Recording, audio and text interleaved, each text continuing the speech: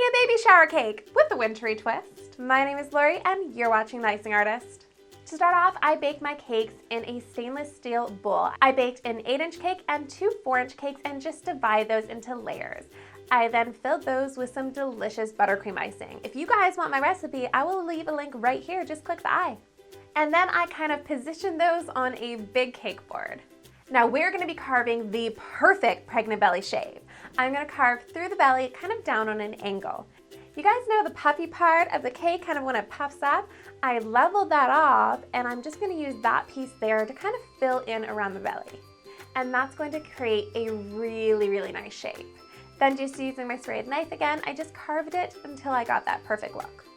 Using some more of my buttercream icing, I crumb coated my entire cake and gave it a nice thick coat. Shapes like this take forever. But while I do that, I have a really exciting announcement. Last month we hit 1 million subscribers, which is just such a huge, massive number, and I told you guys I had something really special planned. YouTube is throwing us a party at the YouTube space in Toronto. So you guys can come hang out with me, we'll decorate some cupcakes, I've got lots of fun other surprises. Cause I wanna meet you. So if you're free on December 15th, make sure to click the link down below in the description box. You can sign up there. But we have limited space, so if you guys really wanna come, make sure to sign up fast. Yay, I can't wait to meet you guys. Next up, I rolled out my copper colored fondant nice and thin and just kind of drape that over the front of the cake. I just smoothed that out with my hands and used my fondant smoother to really smooth that bottom edge and trimmed off the excess. And as you can see, it kind of like messed up the icing a little bit, but that's fine. You can just go over it again with a spatula. Now for my fondant, I wanted kind of like a wintry blue shade, so I mixed some sky blue with some red food coloring. Saw it online and apparently it worked because it gave me a really pretty shade of blue, but I was sitting there for the longest time sampling with all these different colors of blue, trying to get that perfect shade, and it took me, I did combinations of everything. I never thought red, but it does make a really pretty color. I rolled my fondant over my rolling pin and then back over my cake and just kind of really started smoothing that out with my hands, making sure to get out all of those ruffles. Except for the bottom, we're gonna be adding extra ruffles onto the bottom, which is actually surprisingly tricky. You would think that ruffling the bottom edge would be easy, but I kept ruffling it and feeling like I ruffled it too much or too little, like the ruffle was too big or was too small. But really, once you do everything else with the cake, it all comes together. I don't know about you guys, but I feel like I get so obsessive over like one little detail. It's like, oh, this is gonna look horrible. But by the time you add everything together, it looks great.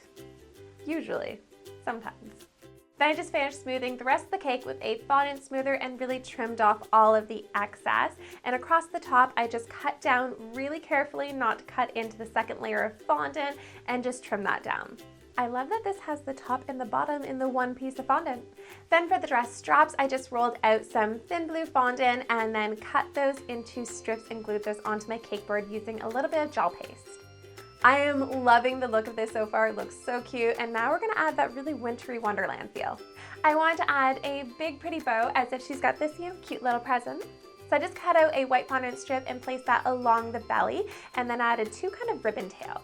For the bow, I took a rectangle and then added a little bit of water to glue those 2 ends together and just gave that a pinch and wrapped it with another piece of fondant. Snowflake time. I just cut out some snowflakes using a snowflake kind of plunge cutter, which I love this cutter. It makes such gorgeous snowflakes. And then just cut out 3 different sizes. But I really want to add some silver into this dress. So using some edible silver dust, I just dusted over all of my snowflakes and I love this look. Carefully pick those up and glue those onto my cake with just a little dab of water.